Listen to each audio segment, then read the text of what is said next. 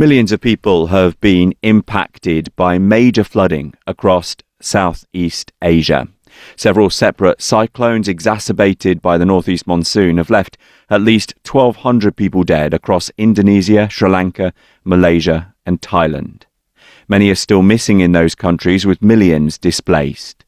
Communities have been cut off by landslides, and many in the region have been left without phone or internet connections. Christian humanitarian agency Tearfund is supporting local partners in Sri Lanka, where the storms and floods are the worst they've seen in 20 years. Almost 400 people are known to have died there. Joining me now is Prabu Deepan. He is Tearfund's regional director for Asia, and he's based in Sri Lanka. Prabu, thank you so much for being with us on the programme today. Thanks for having me, James. What can you tell us about how serious these floods are? In many ways, it was very unanticipated. I was just explaining earlier, Wednesday, what seemed like a warning of severe weather. When I got home after a basketball game with my son, and we were bracing for just the storm to be passed in the morning. It's not a regular thing. We wake up in the morning and there's so much of damage across the city from the winds. And then we started hearing about the floods from the rising water levels and the landslides. It's the worst since tsunami in 2004 in terms of the destruction, not only the lives lost, but just the destruction and how across the country it is for such a small nation in many ways. So you're looking at thousands of people still displaced, and really, thousands of homes damaged, bridges, road access networks, and rescue workers not being able to, get across to support people. That's been kind of what's been going on for the last few days. It's just still, we are hearing news. We're still seeing what's happening.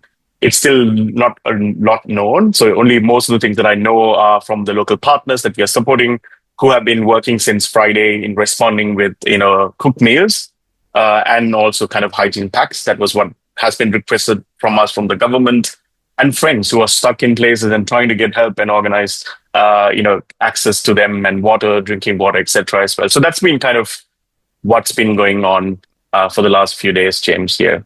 I mentioned in my introduction that there are many people in Sri Lanka who are struggling with phone connection or internet access, and I'm very grateful that you're able to join us today. What kind of difficulties does that provide you with when there are certain people that you just can't reach out to and you can't find out what the situation is like for them?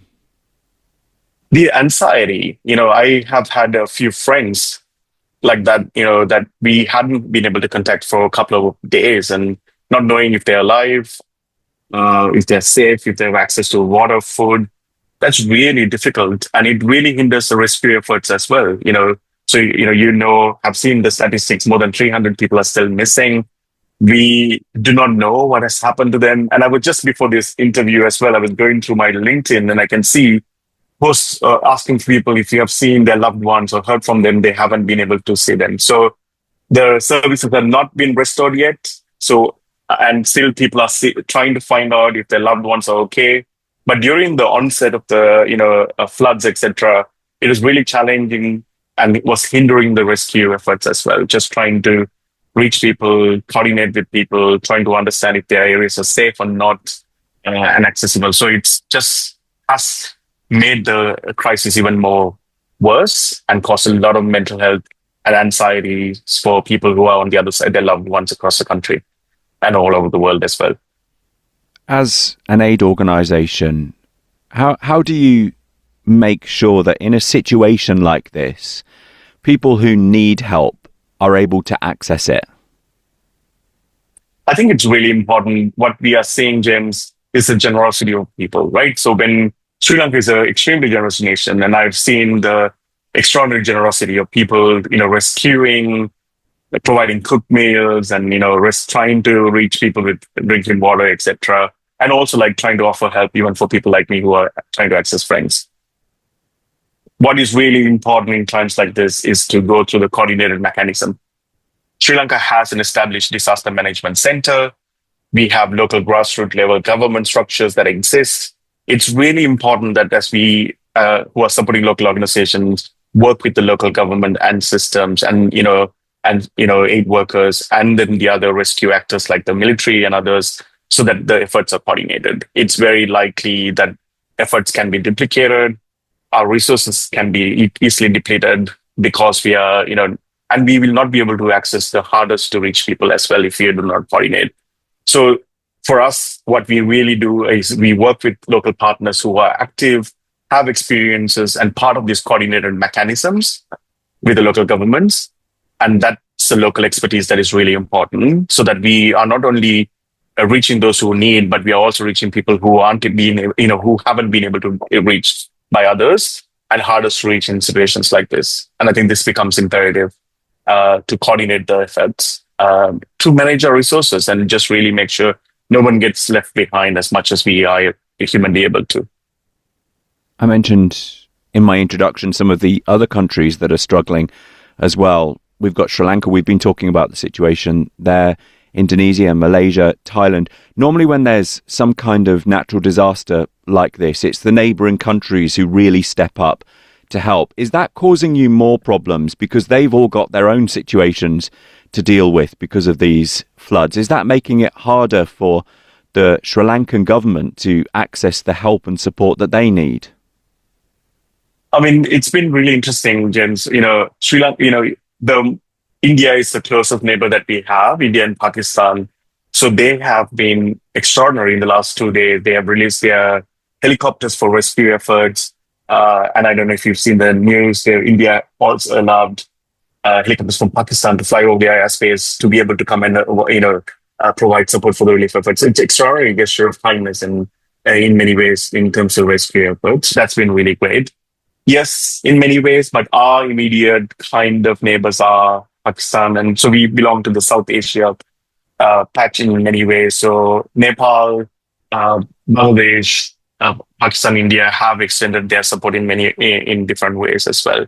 So I think in lots of ways, it's not directly impacting us because these are immediate neighbors. But obviously in terms of the longer term recovery, that's going to be challenging because all of the resources are depleted and divided because there's such a massive impact on infrastructure across these countries. You mentioned the rebuilding work there. The president of Sri Lanka has said that the rebuilding costs will be staggering. Is that something that Tearfund are going to be able to help with in the long term? Tearfund's work, James, is really around immediate relief and short-term recovery and involved in long-term recovery. In that sense, we will be working with our local partners as they contribute and work with the local government and Sri Lankan government in terms of the long-term recovery plan, where we also extend our expertise, as an organization that works alongside local communities across the world, and have been involved in actively responding to other crises. I think it's offering that knowledge and expertise to our local partners by then virtue extending that to the local government and our government as well in many ways. Our long-term work across not only in Sri Lanka in generally is really around working with local communities in terms of disaster preparedness as well. So not just really looking at rebuilding, but also resilience building so that we are able to prepare local communities to be able to absorb, to be able to respond in that many ways as well. So I think we may not be as involved in long-term recovery work as other actors in country, but we will continue to work with the local partners in terms of extending that support that we provide for immediate and midterm recovery, but also expertise for long-term recovery as well, in to ensure that nobody gets left behind, and be able to kind of make sure the voices of the marginalized and vulnerable are included in that priority setting and what that looks like in terms of what that recovery is going to be. Just as a final question for you, I'm sure that many people listening to this interview right now will be wanting to pray, and I know some of our listeners will be leading prayer teams at their churches. So how can they all pray for those who've been caught up in this, and how also can they pray for your work as well? Thank you, James. I mean, we are a very small country, and just really pray like what happens has happened across many parts is impacting the entire nation.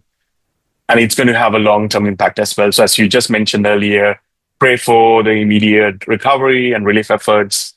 but also for the long-term recovery. That's going to be a much more longer, recovery period for the local actors. We live in a world that the resources are depleted, and there's so many crises going on. Like the multiple countries pray for provision for our Tearfund and other actors who are responding, and our local partners, and for the governments as well, and also just for the rescue efforts. As we speak, rescue efforts are still going on, and just pray for. I don't know if you read the news. We lost 5 Navy personnel who are trying to rescue, and and a helicopter crash yesterday. So just pray for their safety. Various people are risking their lives to save other people as well.